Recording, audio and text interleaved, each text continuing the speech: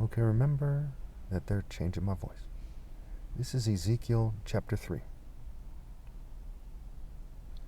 So, in this chapter, let's just kind of sum up the first part here. God gives him a scroll to eat and sends him to the Israelites who are stubborn and obstinate, and he makes Ezekiel more stubborn. His forehead is like the hardest stone, it's harder than flint. The Spirit lifts him up, and he heard a loud rumbling sound as the glory of the Lord rose from the place where he was standing. Let's go to verse 13. So you can go ahead and read that on your own, because I'm having problems with my cognition.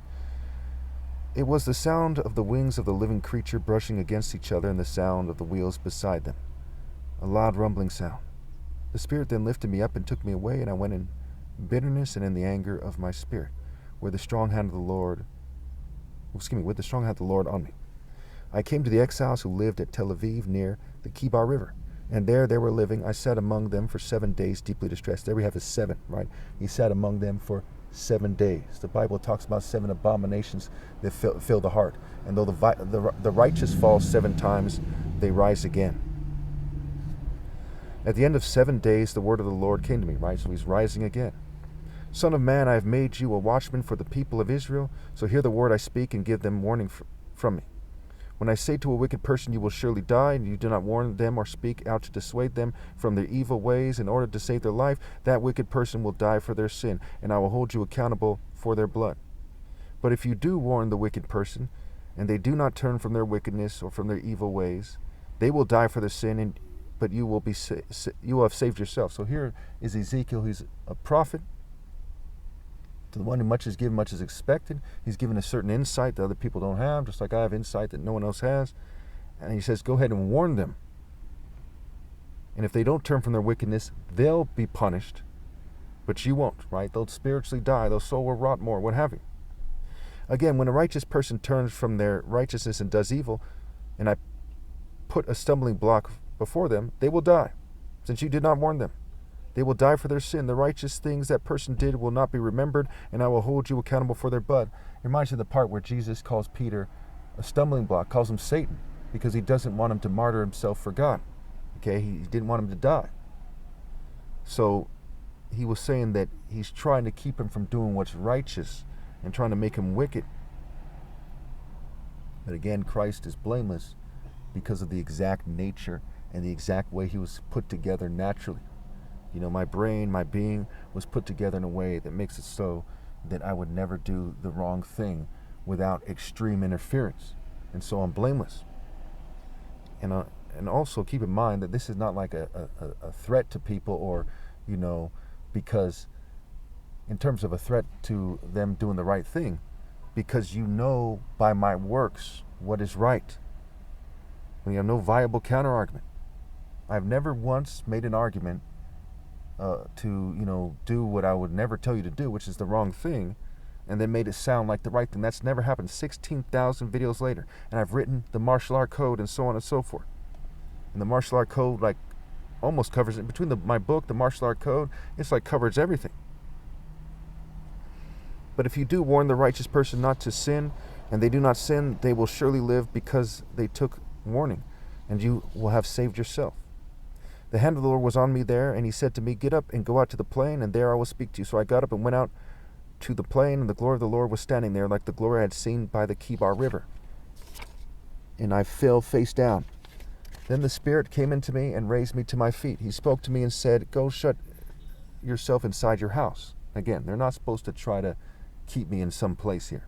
God does not give them permission to persecute me or try to keep me in Morgan hell or whatever. Okay?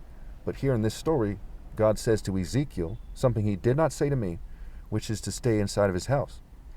And you, son of man, they will tie with ropes. You will be bound so that you cannot go out among the people. I will make your tongue stick to the roof of your mouth so that you will be silent and unable to rebuke them, for they are a rebellious people. But when I speak to you, I will open your mouth, and you shall say to them, this is what the sovereign Lord says. Whoever will listen, let them listen, and whoever will refuse, let them refuse, for they are a rebellious people. Okay, so that's the end of the chapter there.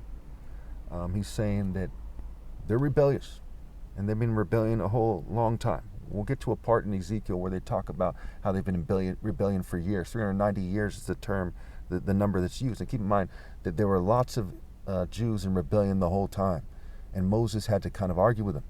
Okay, he had to say, quit your complaining, obey God, right? And when he came down the mountain with the 10 commandments, these people had the golden calf and so on and so forth. They threw their jewelry into the fire, their gold, which represented what they thought was smart, what they thought was wise. Gold represents wisdom, like first and foremost in the Bible. Okay, and what they thought was righteous and wise. And out came the golden calf, which was like their collective projection, their collective spirit, their collective king, the spirit of their collective king that they were following. Though Moses was the prophet who was assigned as king at the time. We see that in Samuel, where Samuel is upset because the Jews wanted a king in 1 Samuel, and he was the prophet who was leading them. He said, why is a prophet not enough, right? And so that issue is a bit confusing because there's David and there's prophets during David's time, but that's the idea there. Now, we also see that when he came down, okay, he told the Levites, if I remember correctly, to strap a sword on their side and start killing these people left and right. And he didn't kill all of them, but lots of them got killed because of what they were doing. Now, that story, first and foremost, is symbolic of their souls being killed, of them going to hell. But it also has application in actually killing them.